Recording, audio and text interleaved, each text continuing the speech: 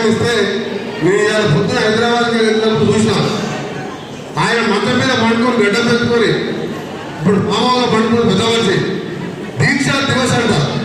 ఆయన ఇప్పుడు దీక్ష చేసిందంట, దానికి తెలంగాణ వచ్చిందని చెప్పి అది పెద్ద జోక్. అది ఖమ్మం హాస్పిటల్లో ఉండి జ్యూస్ తాగినోడు, నిమ్స్ హాస్పిటల్లో ఉండి గ్లూకోజ్ తీసుకొని ఇంజక్షన్ తీసుకొని దొంగ దీక్ష చేసి మా దొంగ ప్రకాశం పడితే మొత్తం చెప్తాడు, డాక్టర్ దగ్గర రిపోర్ట్ తీసుకు. ఈయన కొడుకు అల్లుడు ఏమంటాడు, మా నాయన సావు నోటు తలకాయ పెట్టేవాళ్ళు, సావు నోటు తలకాయ పెట్టినవాడు హాస్పిటల్ దీక్ష చేస్తాడా? ఆయనతో తెలంగాణ రాలే.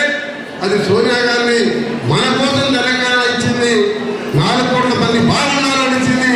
మీ అందరికీ మాటిస్తున్నా, ఆ రోజు నేను ఇదే చెప్పిన, నాకు 3 ఏళ్ళ మంత్రి పదవి ఉండే, నేను కేసీఆర్ రాజీనామా చేసి మళ్ళీ మంత్రి కాలే, తెలంగాణ వస్తే మంత్రి పదవి తీసుకుంటా, నాకు లేకపోతే మంత్రి అని చెప్పి మంత్రి పదవి వదిలిపెట్టి అమర నిరాదీక్ష చేసినా. కానీ ఎప్పుడు ఈ దొంగ దీక్షలాగా పోస్టర్లు ఎప్పుడు వేసుకోండి. నేను అది మన పిల్లలు బతకాలని చెప్పి మనం తెలంగాణ తెస్తే దళితులు ముఖ్యమంత్రి చేస్తా, లేకపోతే నా మెడ నరుక్కుంటా అని దొంగ మోసాలు చెప్పి 10 ఏళ్ళు ముఖ్యమంత్రి అయ్యి ఇవాళ కొడుకు బిడ్డ అల్లుడు ఒక 40-50 మంది లక్షల కోట్లు సంపాదించారు.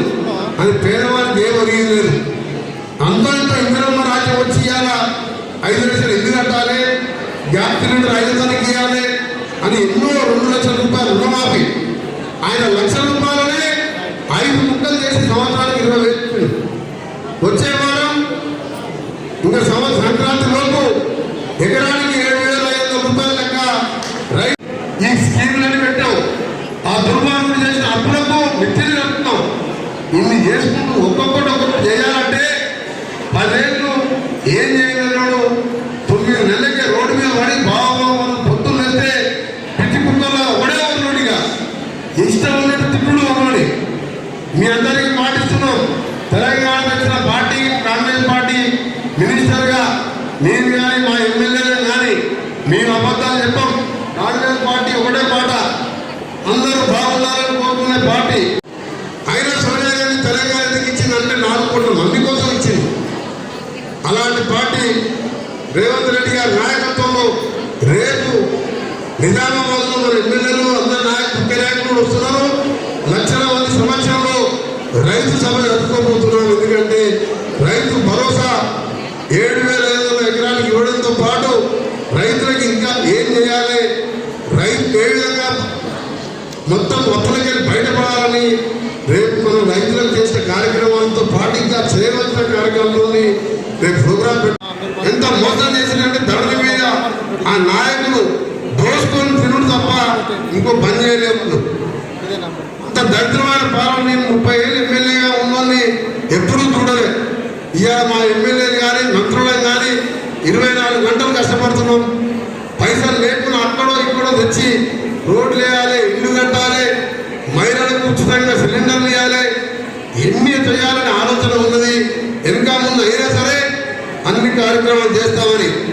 మెట్టుపల్లికి షార్ట్లెట్ మనం దగ్గర ఏ రోడ్డు ఉన్నది అది కావాలంటే దగ్గర ప్రపోజల్ చెప్పారు. రేపు ఢిల్లీకి పోయినప్పుడు దాన్ని కూడా మంజూరు చేపిస్తే అటు జగిత్యాల కానీ కరీంనగర్ షార్ట్ కట్ అవుతుందని చెప్పిండు. దాన్ని కూడా ఇంజనీర్లతో మాట్లాడి శాంక్షన్. ఈ నా డిపార్ట్మెంటే కాదు, ముఖ్యమంత్రి గారి దగ్గర వేరే మినిస్టర్ల దగ్గర ఏ పని ఉన్నా సరే మీ ఎమ్మెల్యే గారు నేను మీ అందరికీ అండగా ఉంటామని మాటిస్తూ మరొకసారి మీ ఎమ్మెల్యే గారు నాకు వచ్చినప్పుడు దర్పల్లి ఊరిపేట యాదగిరి మన లక్ష్మీనరసింహ గుడికాడ ఆపించిండు. అంటే చాలా మహాత్మాగాంధీ ఆగి దర్శనం చేసుకొని అక్కడ ఆ కమిటీ వాళ్ళని అడిగిన ఈ గుడి ఫారెస్ట్ ఇబ్బంది అంటే ఏం కాదని అధికారులతో మాట్లాడతా దాన్ని పునర్నిర్మాణం చేస్తారని చెప్తే మళ్ళా కట్టాలనుకుంటున్నాం. అంటే నా సొంతంగా 5 లక్షల రూపాయలు కూడా ఇవ్వడం జరిగినారు. ఎందుకు కాపాడకపోయినా ఒక ధైర్యం మనకు ప్రతి ఊర్లో దేవత ఉంటుంది. అందుకనే లక్ష్మీనరసింహస్వామి సాక్షిగా ఈరోజు మీరందరూ బాగుండాలి, స్వామివారిని ఆశీర్వదించి ఒకటే నేను ప్రార్థిస్తున్నా.